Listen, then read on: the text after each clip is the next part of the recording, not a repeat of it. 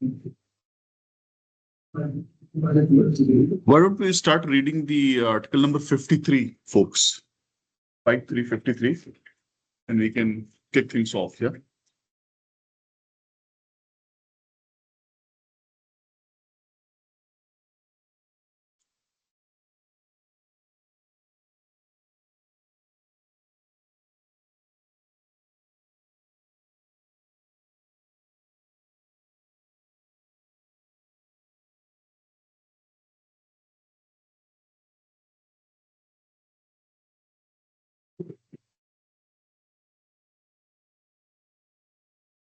Is it better? Can you guys hear me okay? Yeah. All good?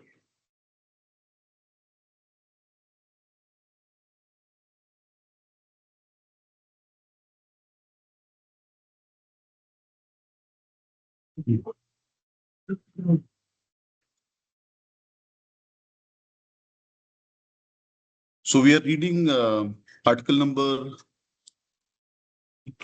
53, 5353, and then we can kick things off, yeah?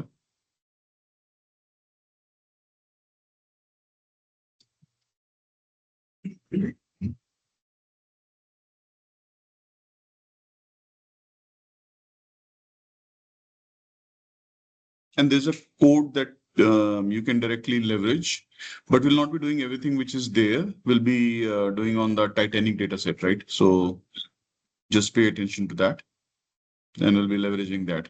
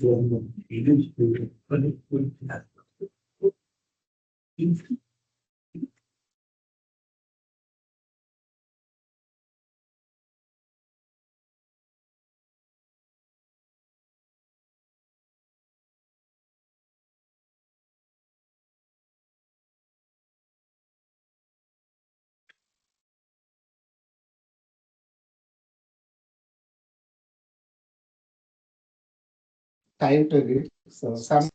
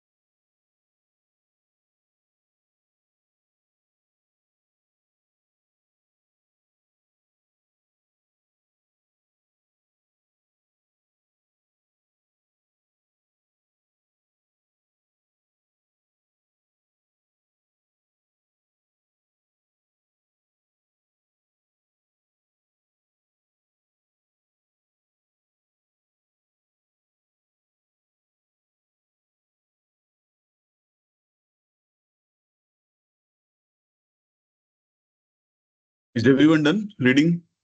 Yeah. Anybody needs more time? Okay, so who would like to start on what is the ensemble method and what is the need for doing that? Anyone? Yeah, go ahead. Where we use single machine model. So sometimes keep the proper accuracy. Yeah. So for that, in ensemble learning, we combine multiple weak learners. Weak learners means it perform little bit better than random guessing. So multiple weak learner will give the data set to multiple weak learner, and along with all those data set, machine learning model will learn together, and together it will give better accuracy. So sometimes multiple machine learning model outperform single machine learning model. So there are two ways of ensemble learning, two, three ways: bagging, boosting, and stacking. So bagging is we give instead of one machine learning model, if we are having one data set, big data set, from those data set, we will take random samples from those data set, and those random samples will give multiple machine learning model. So it can be decision tree, it can be linear regression, it can be logistic regression, and those machine learning models will train on those data, and whenever we give new data, it will give accuracy or it will give the result. So if it is classification, we will use like whatever result it will get, the random voting will use. So maximum, if it is maximum yes or maximum zero, will make it as a zero prediction means, and if it is regression, then we'll average of them, and the average will be the result. And for boosting is like we'll give it multiple weak learners. It is sequentially. For bagging, it is parallelly will execute. All the machine learning model will execute parallelly. For boosting, sequentially it will execute multiple weak learners. And suppose we are having three weak learners, ML1, ML2, ML3, and ML1 will it will give the whole data set to ML1, and ML1 will train from the data set, and it will give some predictions. There may be some error, and whatever result it will give, more weightage will give the wrong error means error part, and along with that weightage will give the remaining data also to the next weak learner, and next weak learner will focus more on error part, and it will do something again. It will do some training based on the error, and whatever it will give the result, same result will forward to next machine learning, next weak learner. So like this, at the end, we get the more robust result. So instead of here also, for example, why we need, if we are having some machine learning model maybe good in physics, some machine learning model good in chemistry, some in mathematics. So if we give some combined data set to all of them, so at the end, we'll get one model or we'll get one particular result, combined result, which will be good in all the subjects. And that is that is boosting. So boosting, for boosting, there is an example of machine learning model is AdaBoost, and for bagging, random forest, and another one is stacking. Stacking means, for example, there are three machine learning models and three weak learners. So three weak learners will perform some, will take some data set and will perform some actions. So for example, if there are three teachers, and one teacher will take the marks, another teacher will take the class internal marks, another teacher will take the attendance. and there will be a meta learner, which is a final evaluator, will check all the things what previous teachers has given, and the final evaluator based on that, it will final result will give the final by the final evaluator. So same is static. Okay, great. Anybody else? Instead of training one single model, we are training multiple models. Taking the outputs, averaging the outputs, and evaluating it. Okay, great. Anybody else? Any point of views? I can speak about random forest because Before we go to the random forest, maybe what you can do is anybody who can explain me what do we mean by underfitting? And if somebody wants to come down and explain on the board, that would be good. Underfitting and then overfitting. If there's any volunteer who would like to explain what is an underfitting and overfitting by a model. Huh? no bias. But without using the bias and the variance definition, just like plain English, what is underfitting, what is overfitting? Let's give chance to anybody else first. Anybody else? Without using bias and variance, what is an underfitting? Just, I mean, from the plain English, it's all automatically giving you the hint. What is underfitting? What is overfitting? Overfitting is nothing but like fishing. It's the wrong outputs from the training tested data. Not quite there. Anybody else?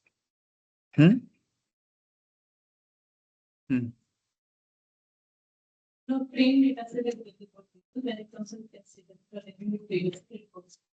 Yeah. That is the symptom. That is a symptom of, how it's overfitting. But what exactly is the overfitting? Training too much Complex. just everything rather than if that naturally things predicted, naturally or in generally predicted. Okay. It's too much of a learning, too much of a training, and another thing is that I think the underfitting is that you are training less of a data where it is not able to find the multiple variants, like different patterns. Okay. Almost there. You're saying something as well? Not the graph, but curve, so most of the points. Curve will pass through almost all the points. Yeah. Okay. Good. That's a good definition. You're also saying something, Deepika? Learns noise and the model is too complex. Yeah. So yeah, that's exactly what it is. Arpan, you want to add something else that people have not covered?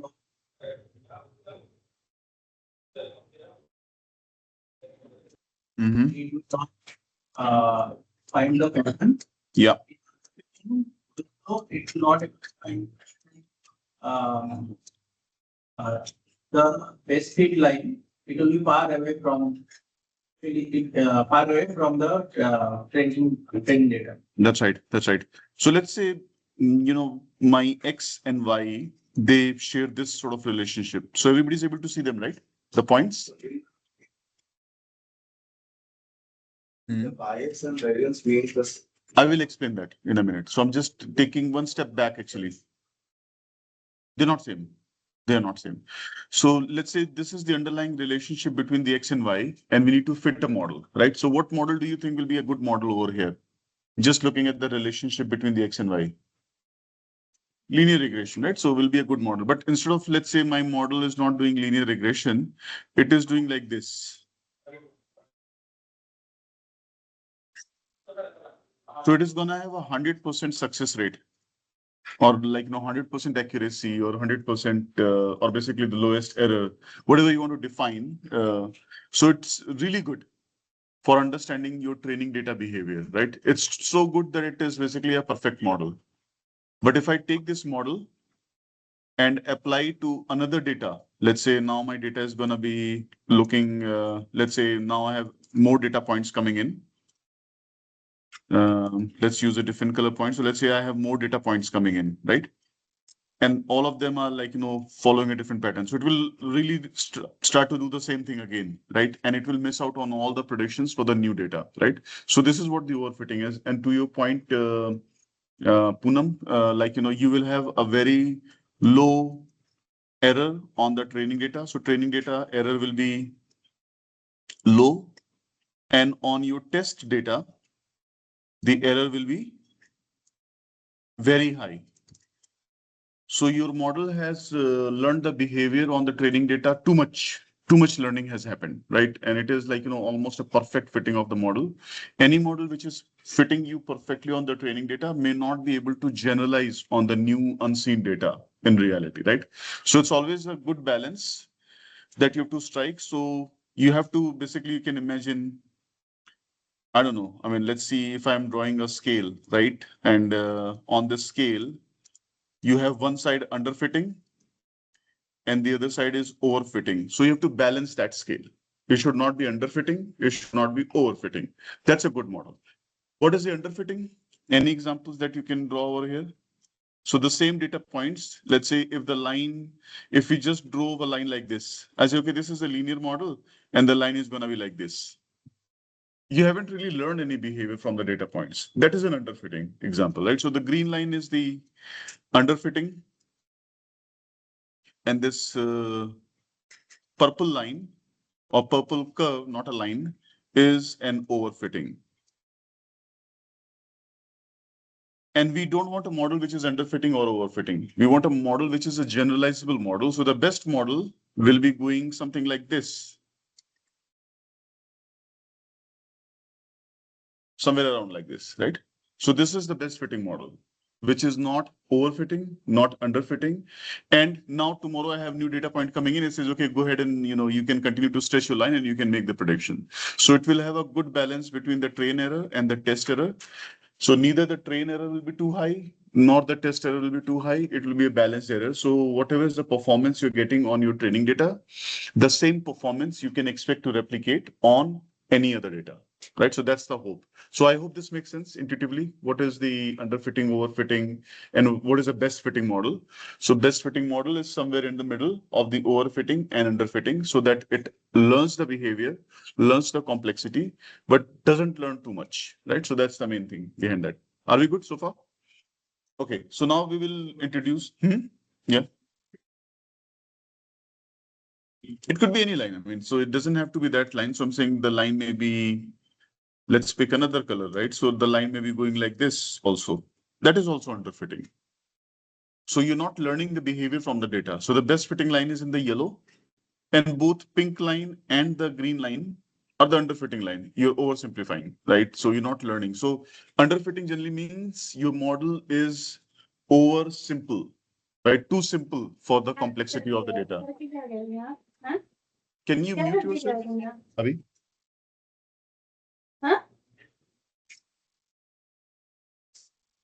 Just mute them, yeah. So the underfitting model is not doing justice to the complexity of the data. Overfitting model is over learning the behavior, right? And that's the, like, you can have a model which can go on both sides, and that's where you will have the errors coming in. Sorry?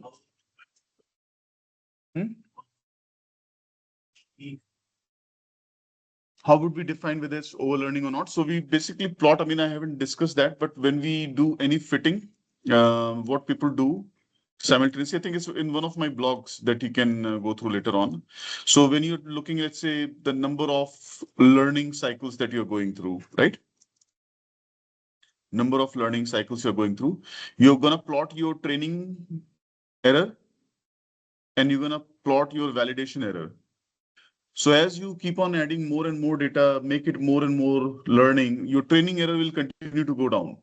But at some point of time, this will start to go higher, your validation error, right? So validation error will start to trend higher while the training error will continue to come down as you are building more and more complexity in the data. So it's not necessarily the number of learning cycles, it could be complexity. It could be the number of parameters, it could be anything. So basically there is the point where your validation start to become worse. is the right balance. But I mean, in the scheme of things, I mean, some of these things are automatically taken care by the modeling that we're going to look into. But these are more applicable when you are, let's say, doing the deep learning algorithms, right? So how many epochs, meaning how many forward pass, backward pass you have to run, and are you overtraining your model? Are you overlearning the behavior? So that's why people plot them. But for simple machine learning algorithms, you don't have to necessarily worry. There are other techniques for doing that, right? So if somebody asks you what is an underfitting and overfitting, I believe this is clear to you. All good? Any questions, thoughts from anyone? Okay, so now let's talk about the technical terms for it.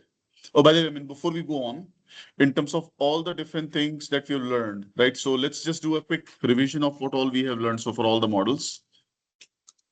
Any ideas? What all models have you learned so far? Linear regression, logistic regression, what else? Decision tree, right? We have also learned the KNN. What else? Anything else you've learned so far? No, I'm just saying the modeling techniques, right? So linear regression is generally an underfitting model. Generally speaking, that underfits. It doesn't really learn the overall complexity of the model. Why? Because it has an assumption that I have a linear relationship. What if I don't have a linear relationship, right? So it's gonna always underfit your data. So by in general, your linear regression is an underfitting model. By the same argument, your logistic regression is also an underfitting model, right? Because it also assumes that that I'm gonna have particular relationship and all of that. Decision tree is an overfitting model. It will learn that behavior too much. And the moment there is some change in your data, it will fall flat, right? Generally speaking, not in all cases. So it may have a very robust behavior. And KNN does a little bit of the balancing act, but not quite there. So decision tree is notorious for overfitting your data and learning that behavior very well, right? So that's where its big brother, random forest, comes in. It says, I don't want to trust one tree. I want to trust forest, right? So multiple trees. How many of you sing? Somebody was saying that I sing very well. Santosh, was it you? You were mentioning that you sing very well, no? No. Pradeep. Pradeep, you were mentioning. Yeah. He is Indian. Huh? Somebody was mentioning some other day that I sing very well. I can sing in the class. No. What? Who was it? Tridev, was it you? Guitarist also. Huh? So do you want to perform now? The reason I'm asking is you can perform and you can say if Surantal for Tridev is going a little bit haywire, everybody's noticing that, right?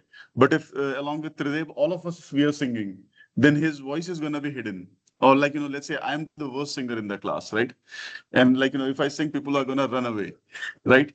But if I'm singing with Tridev, then he's going to hide some of my bad singing qualities, right? That's the idea of the forest, right? That one tree could be wrong, two trees could be wrong, multiple trees cannot be wrong.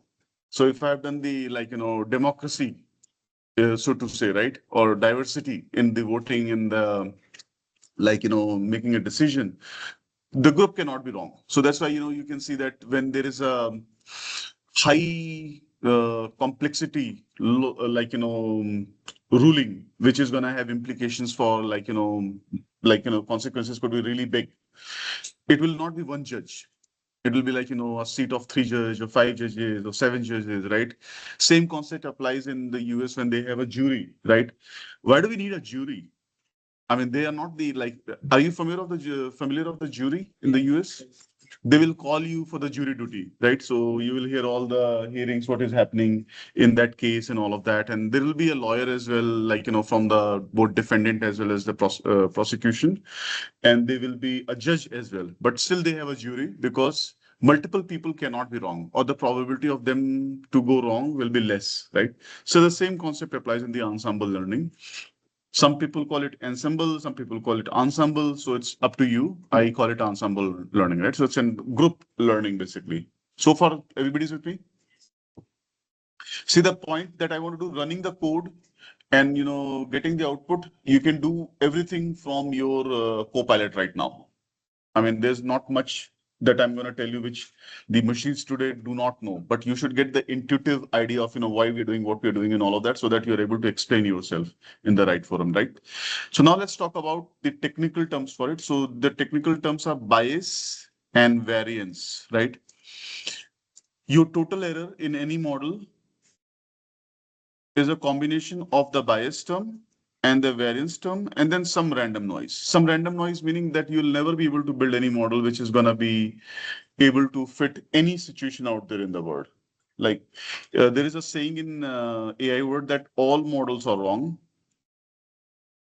All models are wrong, right? And this is really true, but some are useful. So what we're trying to do is we're not trying to build the correct model. We're trying to build a decent enough model which has a decent enough utility for the business use cases, right? So by very definition, all models will be wrong, or the models will not be right all the time, right? So they will have certain shelf life, certain validity, certain use case applications. The moment you go away from those use cases, then the model performance falls apart, right? So let's just talk about this visually. So this is dart shooting. I'm sure somebody would have done that, right? In terms of the target, and then you're shooting the dart. Where do you want to be actually? In this quadrant, right? So you're right there in the center, right? Every time you're shooting a dart, you are hitting the center, right? Then let's look into this quadrant, and then let's look into the third quadrant, and then let's look into the fourth quadrant, right? So what do you make out of the first quadrant?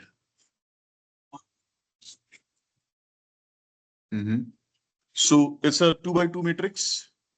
Anytime you want to explain and sound very intelligent, use a 2x2 matrix, right? And this can be applicable for any use cases that you're thinking about. So what are the two dimensions over here? First dimension is your variance. The second dimension is your bias, correct? So here we have low bias, high bias, similarly low variance and high variance, right? So quadrant one says that this is low bias and low variance, right? What is low bias? Bias is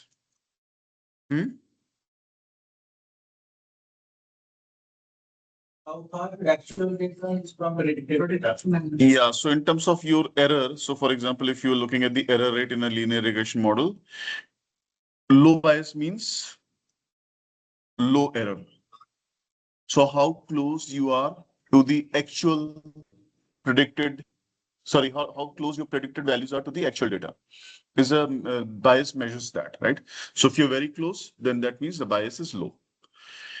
And variance is every time your model does a prediction, is it coming in the same area, or is the prediction values vary a lot, right?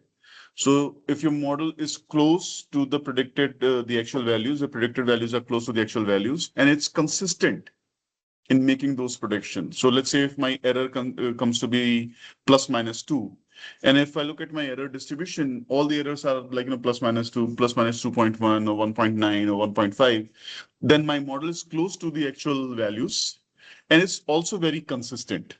So that means it has a low bias and low variance, which is this figure over here. So every time you're shooting the dart, you're hitting the center, and you're not all over the place. So sometimes you're like in the periphery, sometimes you're coming in the center, sometimes you're in the lower half, sometimes you're here and there. So it's not like, so this is the best performing model, right? This is the best performing model.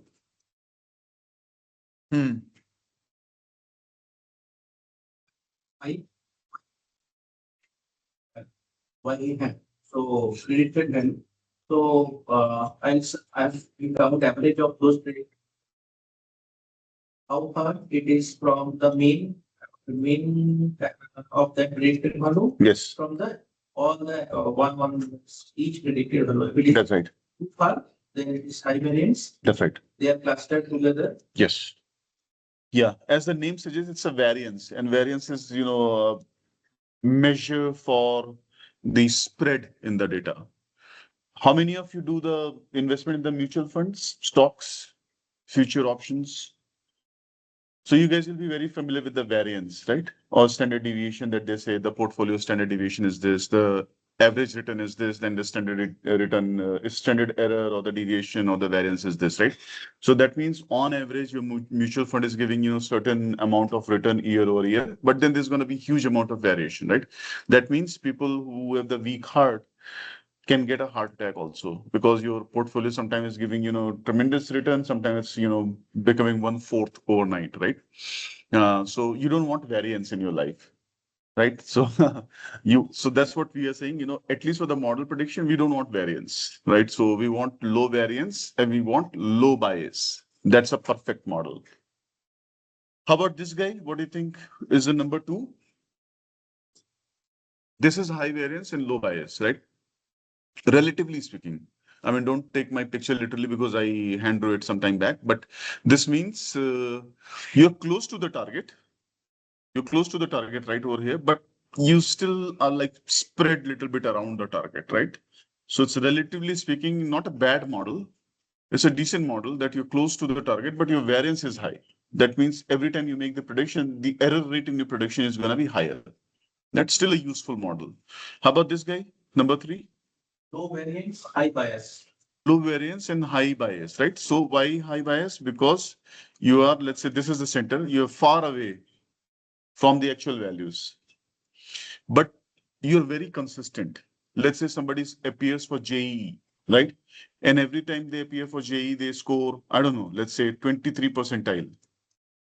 And then next time they appear, they score 26 percentile. Next time they appear, they score 27 percentile. So they're really bad in this exam, but they're very consistent, right? So this model is really bad, but at least it's consistent, right?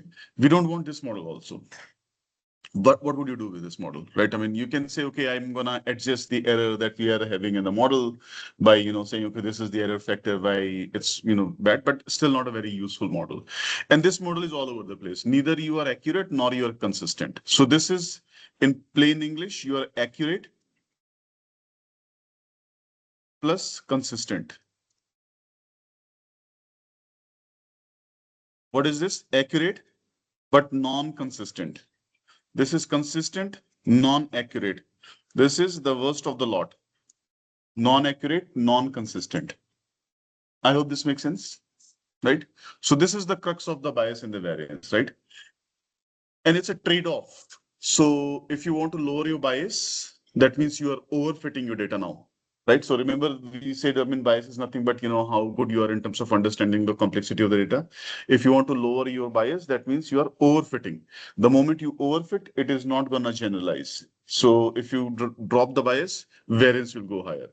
If you say, I want to build a generalizable model, then your bias will drop. So your variance will come down, but then your bias will go higher and all of those things, right? So that's why it's like a trade-off, right? And all these models that we spoke about earlier, these simple models, they all struggle in doing this balancing. They'll say, okay, I can either give you low bias or I can give you low variance. You make up your mind and you tell me what you want, right? I really cannot give you both. Sorry. Those are the capabilities that I have, right? And that's where, the Big Brother random forest comes in and other ensemble techniques. And they say, okay, no problem. I can give you both, right? Because I have, some other tricks up my sleeves that I can do, which these guys cannot do, right? And that's what the random forest really do. So let's just quickly look into the simplification. Bias is oversimplification. Model is too rigid, misses the pattern. Variance is you are overfitting, and that's where basically you're looking at the higher error. And then we'll be looking at some of the algorithms where it really comes in handy on how we do it, right? So most of the real world models, most of the models in the real world who are performing well, they are ensemble model only. So if you want to participate in any hackathon, for example, and build the best fitting model, 9 out of 10 times your linear logistic KNN, decision tree, all of those will not be the best performing model.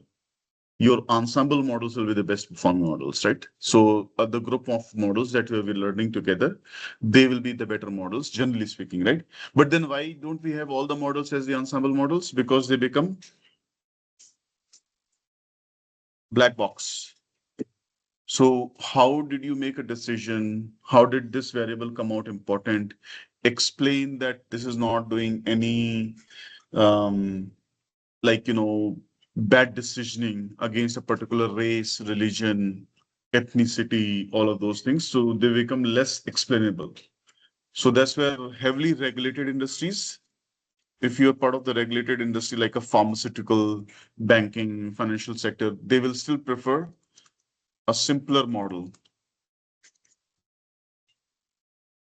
It can be a combination of both, but I think we discussed that in the very beginning also, that if your model is not explainable, right? And what we call as there is like many rules. So one of the rule is what we call as a disparate. I'm not sure whether I'm spelling that right or not. Disparate impact analysis. So even though your model was not trained on, let's say, the data which included religion or the color of the skin, right? Or the gender or the age or anything of that nature, you never use those variables in training your model. But when I'm looking at your model's performance on, let's say, Asian American versus Caucasian white people. And if I see that more loans were given to the white people compared to the Asian American, right? Where everything else was remaining the same. So their income distribution was the same. They have the same sort of credit score. You're still in deep trouble. And if that comes out as a statistically significant difference in your, the lending rate between those two different groups, then you're looking at multi-billion dollar lawsuits on you to explain, why you did not lend to African American, for example, when they were also earning the same income, right? And so on and so forth. So that's where the regulations really come in. So they do not take a risk in the ensemble model. You think, I haven't considered anything which is a proxy for the, any of those variables that we should not be using in the decision making. Um, but if your model does pick up that behavior and it learns that behavior on its own, you're still in trouble. So that's where, some of the heavily regulated industries will still go and fit a linear model or fit a logistic model because they can explain everything. They know what I have done in this model, right? They know what is the importance of this variable, right? And they can also look at each variable one at a time, and they can say, yeah, maybe I don't have a age variable, but I have, some other variable which is a proxy for age. So, for example, I don't know what could be a proxy for age, for example. Any idea? That I'm not using age, but I'm using a variable which is very similar to age. Any ideas? Hmm? Sorry? Hmm? Adult or not, right? Yeah. Or how long you have been living in this house, for example. How long you've been living in this house. So if somebody says, I've been living in this house for 40 years, versus somebody says, I've been living in this house for, let's say, 5 years. You still get directionally the idea that somebody who has been living in the same house for 40 years cannot be a 20-year-old person. The amount of time you've lived in that house itself is 40 years. So at least I can assume you're 40 years old. So you see that I get an idea about what age group you are. So that's where, you can have the discrimination coming in, right? So that's where we want to avoid overcomplicated models.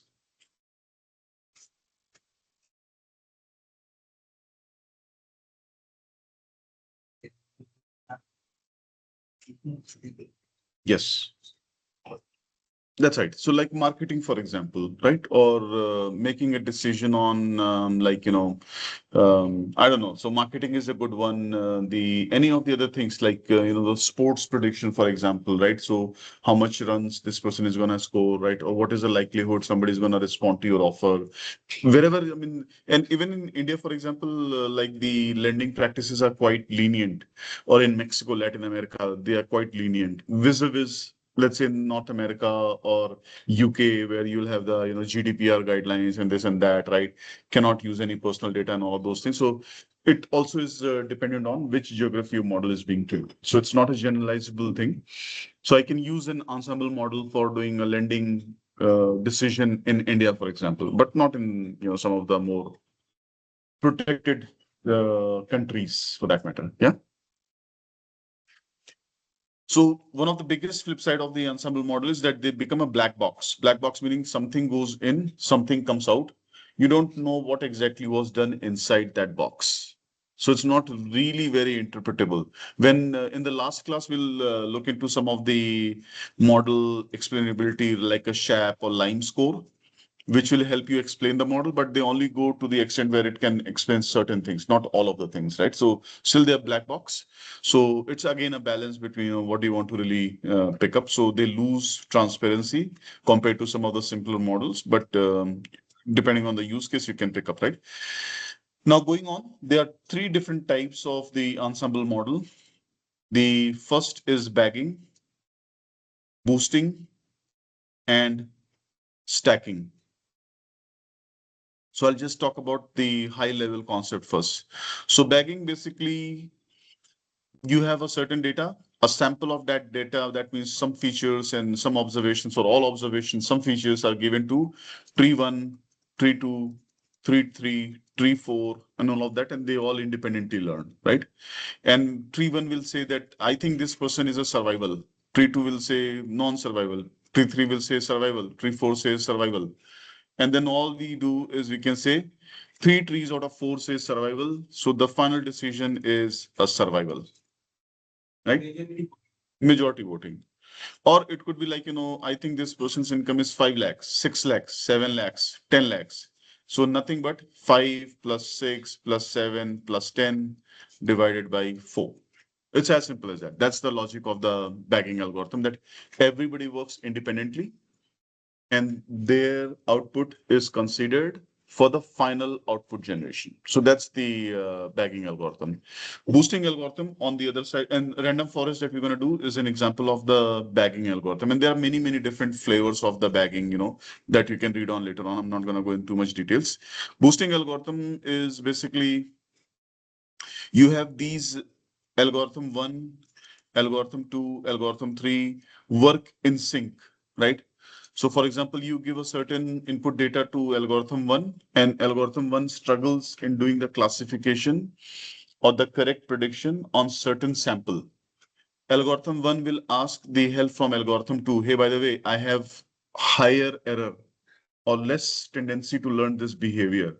When you are learning this data, can you please emphasize that you do the prediction correct on those samples, right? So they're all assisting each other in the learning process, right? So they're not working independently. Here, they're working independently, completely independently. They are working in sync. That I say that, I mean, you gave me 50 samples to do the correct prediction on. I did the prediction correctly on 30 samples. So you can go a little bit lower on that because I've learned that. I know what that behavior is. So you don't have to worry about that. Can you focus more on these 20 samples a bit more and figure out their behavior? And then from here, it says, okay, I've learned the behavior on 15, but 5 I'm going to pass on to the algorithm 3 so that the algorithm 3 learns that behavior. So they're all assisting each other, right?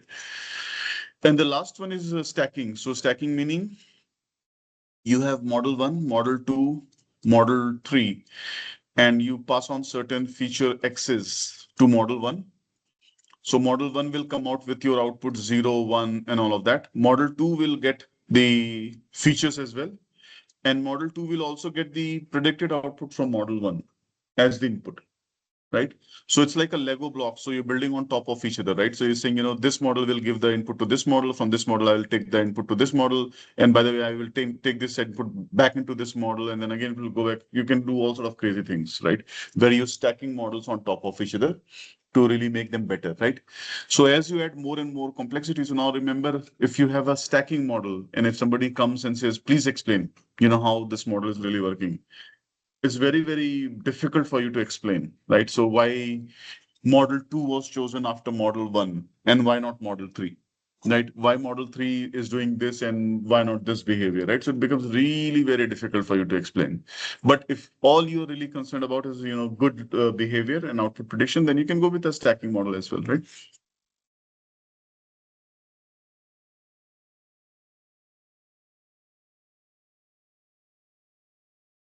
Yeah, so I think we have already spoken about this one. Boosting is some of the examples are the boosting, ADA boost, XG boost, and all of that.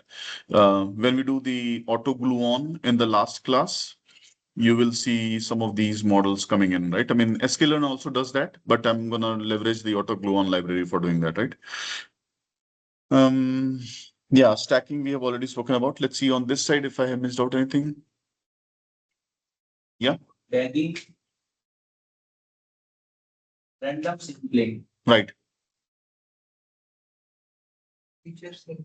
Yeah, so random features. So basically, there is a logic that I have stated out over here. I'm not going in too much detail. So it has an algorithm like bootstrap sampling, right? And then it does, some certain number of feature selection, like, how many features I want to select. And there are a couple of logics that you can go through.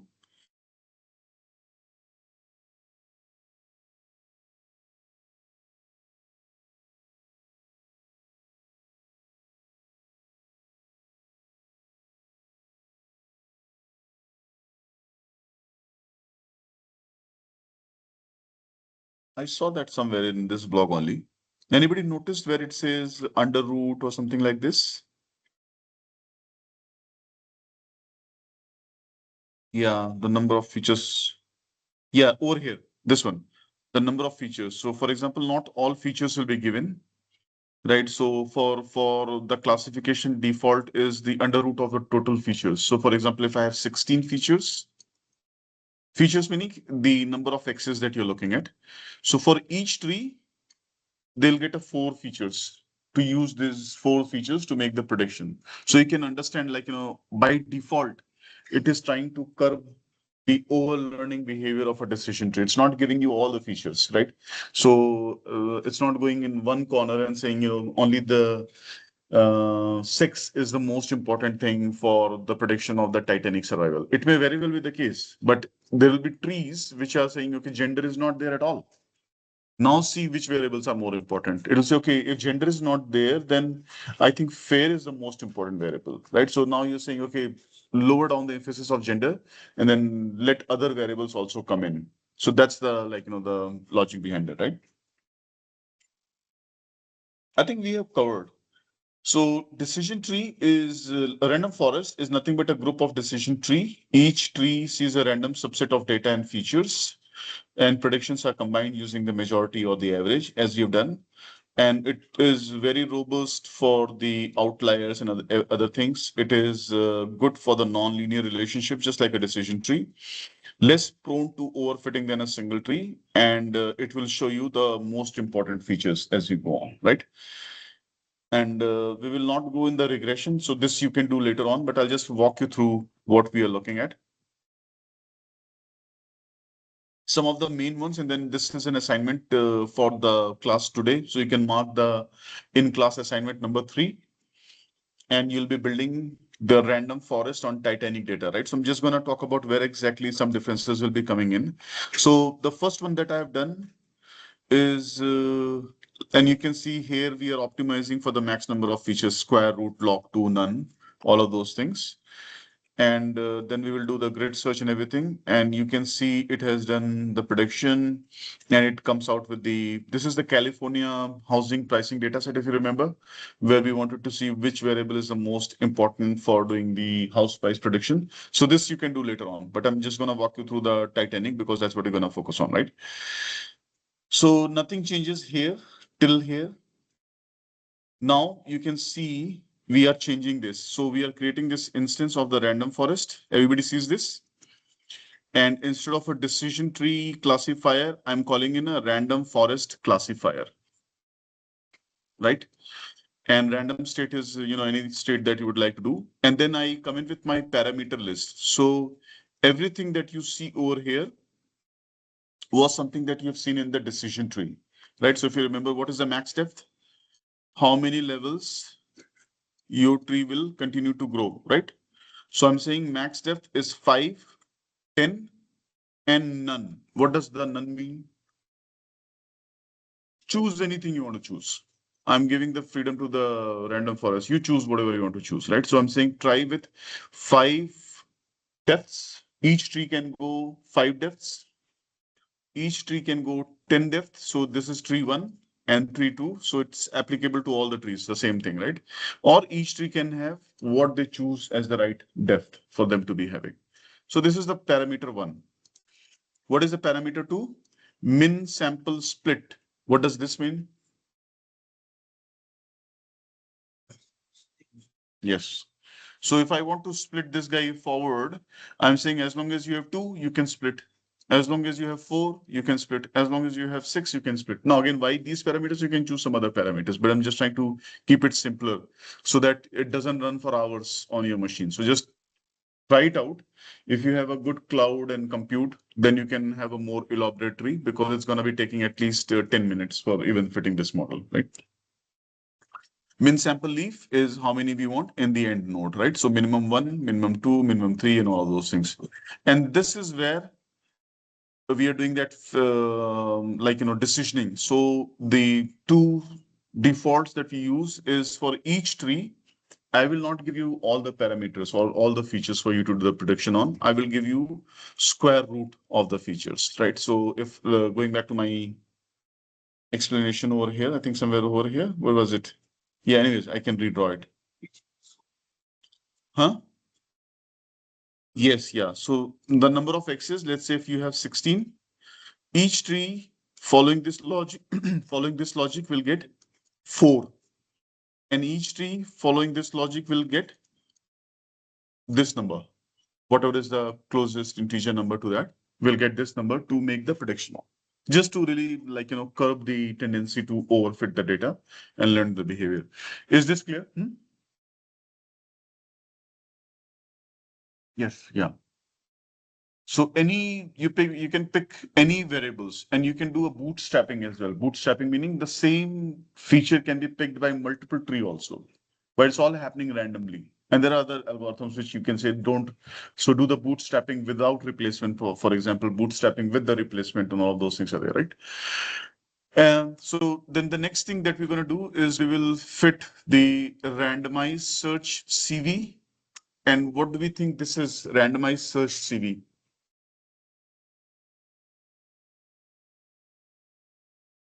Yes.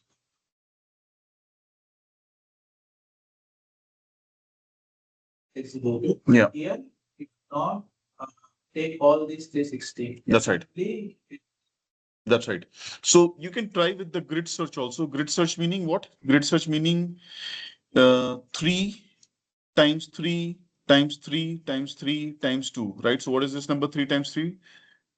9, 9 times 3, 27, 27 times 2, 54 trees times 3.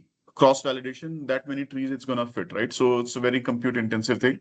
So I'm saying do not fit the grid search CV. You can try the grid search also if it works for you, but do a subset of that randomly. And there are algorithms, so it just doesn't choose the things completely random, but it chooses in a way that you'll get the signal on what is the most uh, appropriate setting for your model. So that's the randomized search CV. So you can choose that one. And then the number of iterations, we are looking at 15.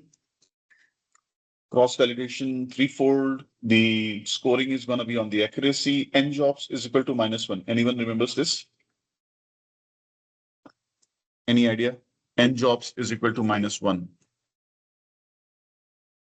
That means if you have cores, like in terms of the compute, how many cores you have in your system, the jobs can be given to all the different cores and it can run in parallel. So you're doing the parallelization, right? I think some of you are more aware of the hardware and the compute and all of that, but it's basically parallelization, right? So, yeah, that's right. That's right. So it's more about the Hadoop based architecture. So you want to parallelize your jobs. And then we have some of the other things. So you're going to fit the data on your train, and then you're going to do the best estimator. It's something similar what we've done earlier on. And then you will do the prediction, and then we'll compute all the good scores and everything coming out. The bottom line is you're going to get something like this. Again, a classification report coming out from the random search CV on a random forest. So there are two randoms now. So one is random forest. Do not get confused. Random forest is the algorithm, and randomized search is for all the parameters that you want to try out. You can replace that with a grid search also to see what you get from there, right? So this is something that is completely up to you. You'll get the score, you'll get the confusion matrix as we have seen earlier on. And then we will be looking at the feature importance as well. So feature importance, again, despite fitting a random forest tree, sex comes out to be the most important variable, then fare, then age, then passenger class, and so on and so forth, right? So I'll give you guys maybe time till break. Let's see who's the first person to finish your random forest, and you would like to talk about that. Let's do that very quickly. On your same Titanic data, you can fit a random forest tree and see what you notice.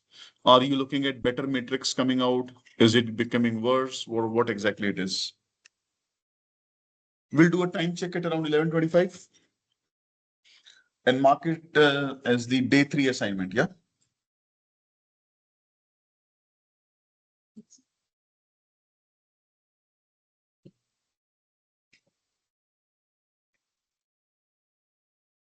Randomly chooses that.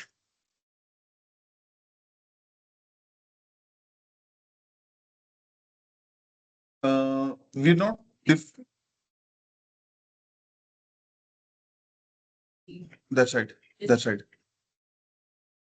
We're defining the iterations over here. Like how many times it's going to iterate to pick the random parameters, for example. So in iteration, when it picks the random parameters, it sees, what is getting. It'll say, okay, I think we are off on this accuracy, right? It will iterate again and then pick another set of random parameters and then try it from there in terms of finding that best setting for those.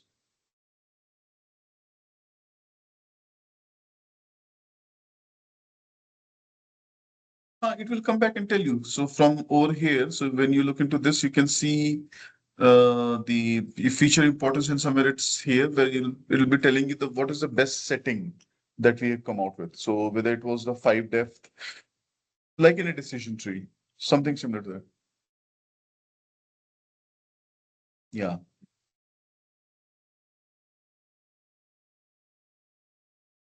that's right. That's right. That's right. So I think the command will be random search dot this one only, best estimator. So it will come back and say, from all the settings you've given me, I found that these settings are the best one for you. Yeah.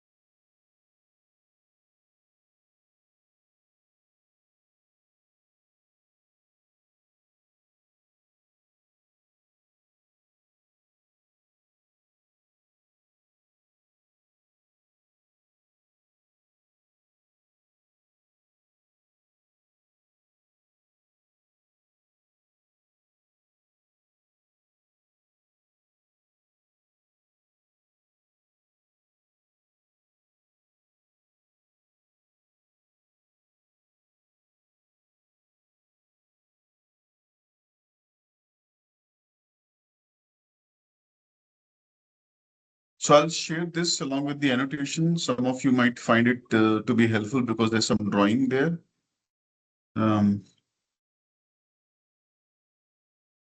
Maybe by email, I will share with you. Maybe you can share with people. Otherwise, this is their part of the blog only, so no differences.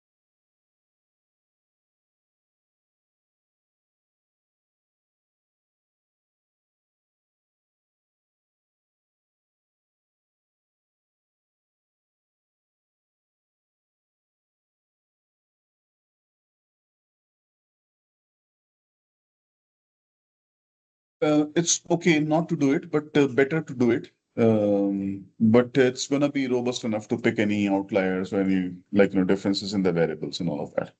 Not that sensitive as a linear regression or KNN or K means. Yeah. It's a good practice to do it.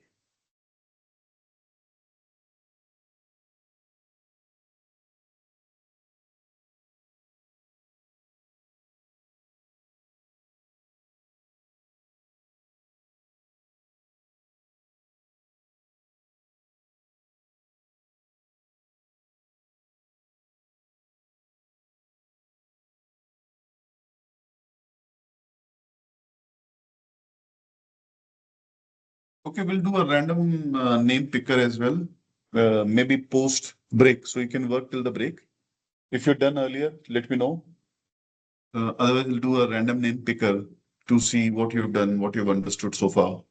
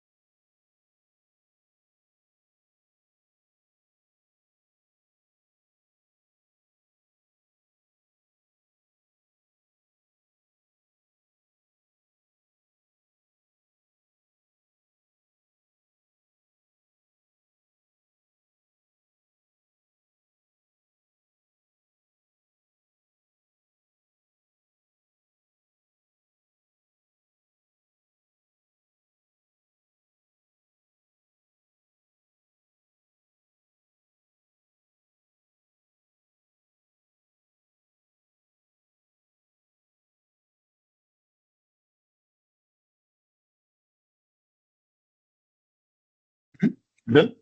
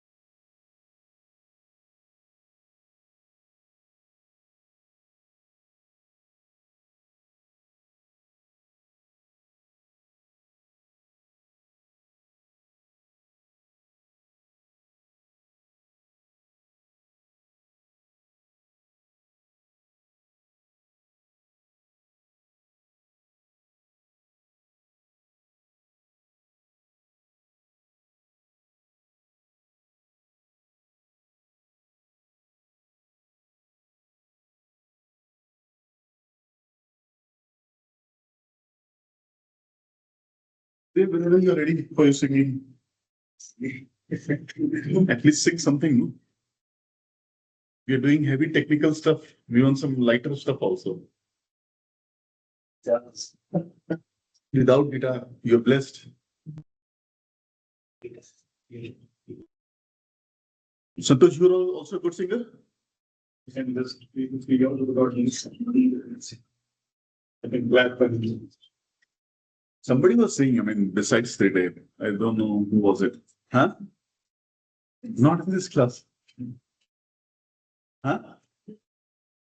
I remember somebody was telling me that, yeah, they can do something. Was it singing or acting or something? Ajit, you are blessed with something? Yes.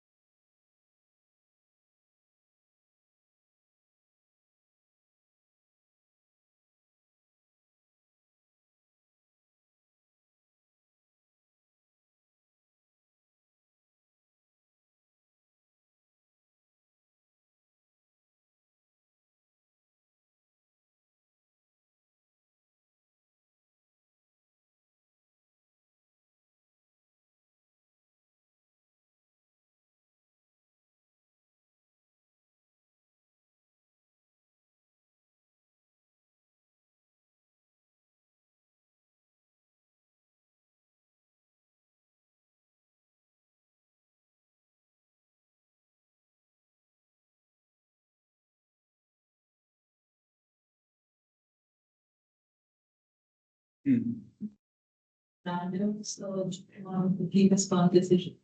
Everybody. Fit and transform was more for like, I'm